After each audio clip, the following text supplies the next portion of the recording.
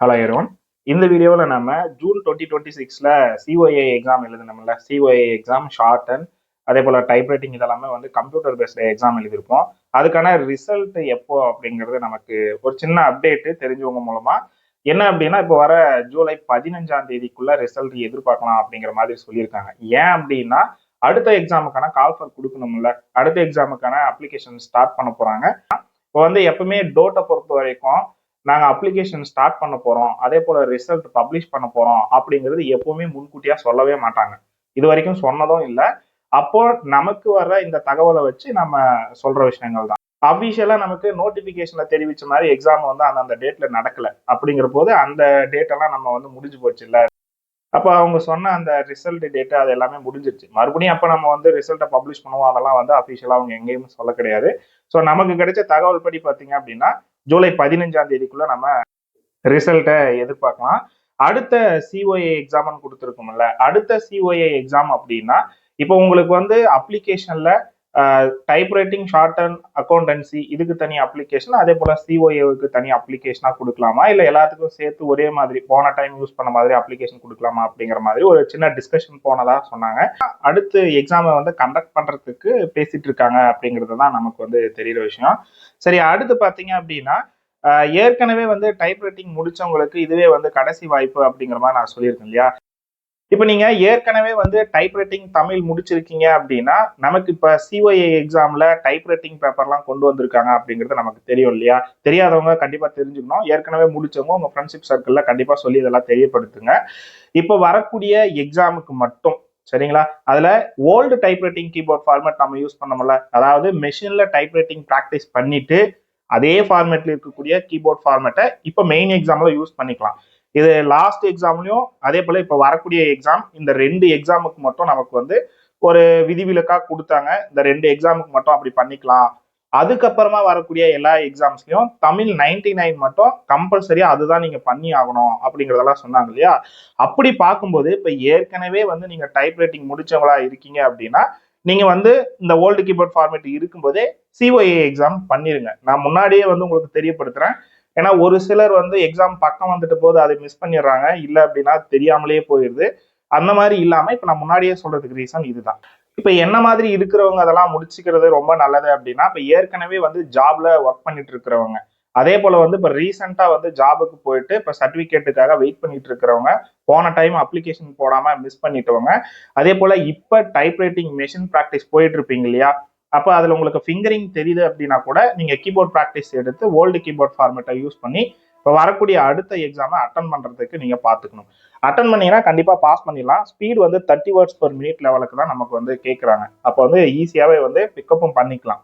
அப்ப டைப்ரைட்டிங் மட்டும் பண்ணிட்டீங்க அப்படின்னா நமக்கு படிக்கிற விஷயங்கள் ப்ராப்ளம் கிடையாது. அப்ப வந்து ஏற்கனவே டைப்ரைட்டிங் தெரிஞ்சவங்கல இருந்து எல்லாருமே பண்ணிடுறது ரொம்பவே நல்லது.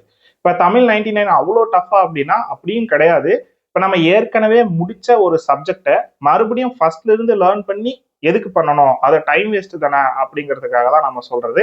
இப்ப ஃப்ரெஷ்ஷா வரக்கூடிய ஸ்டூடெண்டா இருக்கீங்க அப்படின்னா நீங்க தமிழ் 99 வந்து ப்ராக்டிஸ் பண்றதுல எந்த விதமான ஸ்ட்ரகிளுமே இருக்காது. சரிங்களா. அப்போ ஏற்கனவே முடிச்சவங்க கம்பல்சரி வந்து இந்த டைம் மிஸ் பண்ணாம முடிச்சிருங்க. அதே மாதிரி பார்த்தோம்னா ஓல்டு சிலபஸ் பேட்டர்ன் இருந்த போது ஒரு சிலர்லாம் நிறைய மிஸ் பண்ணிட்டு போன டைம் ரொம்ப வருத்தப்பட்டாங்க. ஸோ அந்த மாதிரி இல்லாம இந்த பேட்டர்ன்ல இருக்கும்போதும் கூட நீங்க மிஸ் பண்ணிடாம இந்த டைம் பண்ணிருங்க அப்படிங்கிறத நான் முன்கூட்டியே சொல்ல வரேன், அவ்வளவுதான். இப்போ அடுத்து வந்து எக்ஸாமுக்கு எப்படி தயாராகிறது அப்படிங்கிற ஒரு விஷயம் இருக்கு இல்லையா. இப்போ வந்து நீங்க படிக்க ஸ்டார்ட் பண்ற விஷயமெல்லாம் நம்ம கடைசி 1 மாசம் படிச்சா கூட ஈஸியா பாஸ் பண்ணிடலாம். அது வந்து பிரச்சனையே கிடையாது. இப்போ வந்து நீங்க டைப் ரைட்டிங் அப்படிங்கிற ஒரு விஷயம் இருக்கு இல்லையா. இப்போ அந்த டைப் ரைட்டிங்கை வந்து நீங்க ஒரு கீபோர்ட், ஒரு மவுஸ் இதை வாங்கி ஒரு லேப்டாப்போ இல்லை ஒரு கம்ப்யூட்டரோ வீட்டில் இருந்தது அப்படின்னா நீங்க ப்ராக்டிஸை ஸ்டார்ட் பண்ணிருங்க. இப்போ ஏற்கனவே முடிச்ச ஸ்டூடெண்டா இருக்கீங்க அப்படின்னா கீபோர்ட் ப்ராக்டிஸ் இல்லாம இருப்பீங்க, எல்லாம் மெஷின்ல வந்து டைப் பண்ணி இருந்திருப்பீங்க இல்லையா. அப்போ நீங்க வந்து இங்க ப்ராக்டிஸ் பண்ண ஆரம்பிச்சிட்டீங்கன்னா 1 மாசத்துல ஸ்பீட் தாராளமா கொண்டு வந்துடலாம். இப்போ ஏற்கனவே தெரிஞ்ச விஷயத்த நம்ம இங்க ரீகால் பண்ற மாதிரி தான். அப்போ வந்து நீங்க இப்பவே ப்ராக்டிஸை ஸ்டார்ட் பண்ணிருங்க. இப்படிதான் நீங்க தயாராகிறது விஷயம். அப்புறம் படிக்க போற விஷயமெல்லாம் நான் அடுத்து வந்து சிலபஸ் எப்படி இருக்கு அந்த மாதிரி விஷயங்கள்லாம் கொடுக்குறேன். அப்ப நீங்க வந்து பாத்துக்கலாம். அதே போல இப்போ வரக்கூடிய எக்ஸாம்ஸ்ல எல்லாம் வந்து இ ஆஃபீஸ் அப்படிங்கிற ஒரு டாபிக் வந்து புதுசா சேர்த்திருக்காங்க. இந்த இ ஆஃபீஸுமே வந்து ரொம்ப சிம்பிளா தாங்க இருக்கு, ஒன்றும் ப்ராப்ளம் கிடையாது. ஸோ இது எப்படி பயன்படுத்துறது அப்படின்னா உங்களுக்கு இப்போ வரைக்கும் வந்து அந்த இ ஆஃபீஸை வந்து ஓப்பன் பண்ணலை. அதாவது போன எக்ஸாமுக்கு அப்ளிகேஷன் போட்டவங்களுக்கு ஓப்பன் பண்ணி அவங்க எக்ஸாம் எழுதி அதெல்லாம் வந்து க்ளோஸ் பண்ணிட்டாங்க. இப்போ மறுபடியும் வந்து நீங்கள் அப்ளிகேஷன் போட்டீங்க அப்படின்னா தான் உங்களுக்கு அந்த இ ஆஃபீஸ் எல்லாம் உங்களுடைய அப்ளிகேஷன் அந்த ஆப்ஷன்லேயே வந்து ஆக்டிவேட் பண்ணுவாங்க. நம்ம அங்கே போயிட்டு தான் ஒர்க் பண்ணுற மாதிரி இருக்கும். அதெல்லாம் வரும்போது நம்ம எப்படி யூஸ் பண்ணுறது அப்படிங்கிறது ஒரு வீடியோ கொடுக்குறோம். நீங்கள் அதை பார்த்து தெரிஞ்சுக்கோங்க. ஓகேங்க. இப்போ வந்து நம்ம அடுத்த சிஓஏ எக்ஸாமுக்கான கிளாஸஸ் எல்லாமே நோட்டிஃபிகேஷன் நமக்கு அஃபிஷியலாக கொடுத்த பிறகு உடனே கிளாஸ் ஸ்டார்ட் பண்ணுவோம். அப்போ வந்து நீங்கள் வெயிட் பண்ணாமல் உடனே ஜாயின் பண்ணி அந்த பேட்ச்ல வந்து நீங்கள் கண்டிப்பாக வந்து யூஸ் பண்ணிக்கிறதுக்கு பாருங்க. என்ன அப்படின்னா நீங்கள் கொஞ்சம் டியூரேஷன் எடுத்து ப்ராக்டிஸ் பண்ண ஸ்டார்ட் பண்ணிட்டீங்கன்னா அந்த எக்ஸாம் டைமில் வந்து ஸ்ட்ரகிள் இல்லாமல் பயப்படாமல் வந்து ஒர்க் பண்ணுவீங்க. எக்ஸாமுக்கு போகிறதுக்கு ஒரு பயம் இல்லாமல் போவீங்க. அதுக்காகவே நான் முன்கூட்டியே சொல்கிறேன். நீங்க படிக்க வேண்டிய விஷயம் நான் முன்னே சொன்ன மாதிரி ஷார்ட் பீரியட்ல படிச்சுக்கலாம். ஒரு மாசம் வந்து அதிகபட்சம் போதுமானது தான். அதே போல வந்து இந்த வீடியோவோட டிஸ்கிரிப்ஷன்ல நான் வந்து ஒரு வாட்ஸ்அப் குரூப்போட லிங்க் கொடுக்குறேன். நீங்க அதில் வந்து ஜாயின் ஆகிக்கோங்க. நான் அப்டேட்ஸ்க்காக கொடுக்குறேன் அது. மற்றபடிக்கு நீங்க வந்து டெலகிராம் குரூப் லிங்க்கும் இருக்கு. அதுலயும் ஜாயின் ஆகிக்கிறது ரொம்பவே நல்லது. அதுலயும் நான் அப்டேட்ஸ் கொடுப்பேன். நீங்க ஃபாலோ பண்ணிக்கோங்க. சேனல் நேம் பாருங்க, இதுதான் ஷார்ட் அண்ட் பென்சில். நீங்க வந்து சப்ஸ்கிரைப் பண்ணி ஃபாலோ பண்ணி வச்சுக்கோங்க. உங்க ஃப்ரெண்ட்ஸுக்கு ஷேர் பண்ணுங்க. மிஸ் பண்ணிட்டாங்க அப்படின்னா மறுபடியும் தமிழ் 99 அப்படிங்கிற ஒரு புது கீபோர்ட் ஃபார்மேட்டை லேர்ன் பண்ணி அதுக்கப்புறம் எக்ஸாம் பண்ற மாதிரி இருக்கும். அது கொஞ்சம் அதிகமான டியூரேஷன் எடுத்துக்கிற மாதிரி ஃபீல் ஆகும். ஏற்கனவே முடிச்ச ஒரு விஷயத்த மறுபடியும் நம்ம பண்ற மாதிரி இருக்கும். தேவையில்லாத ஒரு ஸ்ட்ரகிள். அடுத்து நம்ம கிளாஸ் கண்டக்ட் பண்ணாலும் நைட்டு 9 மணிக்கு தான் நம்ம கிளாஸ் இருக்கிற மாதிரி கொடுப்போம். ரெகுலர் கிளாஸாக தான் இருக்கும். கோர்ஸ் ஃபீஸ் பார்த்தீங்க அப்படின்னா 2000 மேக்ஸிமம் ஃபீஸ். உங்களுக்கு எக்ஸாம் ஃபீஸ் எல்லாம் தனியாக வரும். இதை பற்றி என்ன எக்ஸாம் ஃபீஸ் அதெல்லாமே வந்து நம்ம அடுத்து வந்து நமக்கு நோட்டிஃபிகேஷன் கால்ஃபர் பண்ண பிறகு நம்ம டீட்டெயிலாக பேசுவோம். அதில் நான் எக்ஸ்பிளைன் பண்ண ஃபீஸ் டீட்டெயில்ஸ் அங்கேயும் கொடுத்துருப்பாங்க. இப்போ உங்களுக்கு வேற ஏதாவது வந்து டவுட்ஸ் இருக்குது அப்படின்னா இந்த வாட்ஸ்அப் நம்பருக்கு வாட்ஸ்அப் மட்டும் பண்ணுங்க, கால் பண்ணாதீங்க. ஸோ இவ்வளோதாங்க விஷயம். உங்களுக்கு மேலும் வேற ஏதாவது டவுட்ஸ் வருது அப்படின்னா நீங்கள் இந்த நம்பருக்கு வாட்ஸ்அப் மட்டும் பண்ணுங்க. அதே போல் வந்து டைப் ரைட்டிங்கே இல்லாமல் சிஓஏ எக்ஸாமும் பண்ணலாம். அப்படி பண்ணணும் அப்படின்னாலுமே கூட நீங்கள் வந்து ஏதாவது ஒரு டைப் ரைட்டிங்கை லேர்ன் பண்ணிக்கணும். தமிழில் கம்பல்சரி வந்து தமிழ் 99 இல்லை வந்து ஓல்டு கீபோர்ட் ஃபார்மேட்டை இப்போ வர எக்ஸாமுக்கு ப்ரிப்பரேஷன் பண்ணிக்கணும். அடுத்து வந்து இங்கிலீஷ் காமனாக எல்லா கீபோர்டும் ஒரே மாதிரி தான் இருக்கும். இது ரெண்டுல ஏதாவது ஒன்று உங்களுக்கு 30 வேர்ட்ஸ் பர் மினிட்ல தெரிஞ்சிருக்கிறது ரொம்பவே அவசியம்.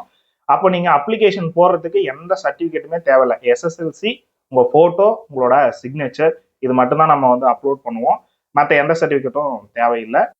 அதே போல் வந்து இந்த தமிழ் 99க்கு நம்ம வந்து வீடியோஸ் கொடுக்க ஆரம்பிக்கிறோம். ஒரு 10 வீடியோக்குள்ள மேக்ஸிமம் அந்த ஃபிங்கரிங் எல்லாம் முடிச்சிருவோம். நம்ம ஏற்கனவே வந்து இங்கிலீஷ் ஃபிங்கரிங் வீடியோஸ், அதே போல் வந்து தமிழ் டைப்ரைட்டிங் ஃபிங்கரிங் வீடியோஸ் இது எல்லாமே வந்து போட்டு வச்சிருக்கோம். சேனலோட பிளேலிஸ்ட்ல போயிட்டு நீங்கள் செக் பண்ணீங்க அப்படின்னா இருக்கும். நீங்கள் அதை பார்த்து இப்போ வந்து ஸ்டார்ட் பண்ணிடுங்க. அதே போல் தமிழ் 99க்கு இனிமேல் வீடியோ கொடுக்க போகிறோம். புதுசாக வந்திருக்கீங்க அப்படின்னா அந்த சேனலுக்கு நீங்கள் சேனலை சப்ஸ்கிரைப் பண்ணி ஃபாலோ பண்ணி வச்சுக்கோங்க. அந்த வீடியோஸ் ஒவ்வொன்றா வரும்போது நீங்கள் அதை பார்த்து ப்ரிப்பரேஷன் பண்ணிக்கிறது ரொம்பவே நல்லதாக இருக்கும்.